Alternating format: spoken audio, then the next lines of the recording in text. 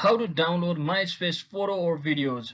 So hello guys, welcome back to my YouTube channel. In this quick tutorial I'll be showing you how you can easily download MySpace photos or videos.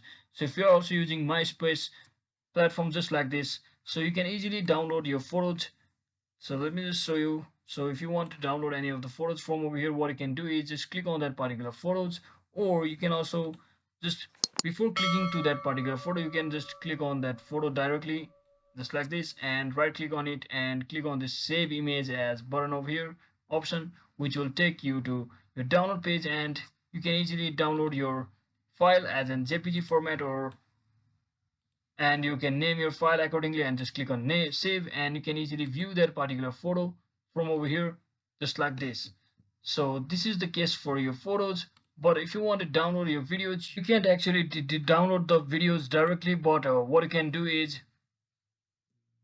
screen record it or use it extensions in your Google Chrome browser to directly download it, like such as this over here. You can easily download, which is a video downloader plus extension. So you may have to download the extension, but you cannot directly download the particular video, as there is no any option or settings to directly download a video.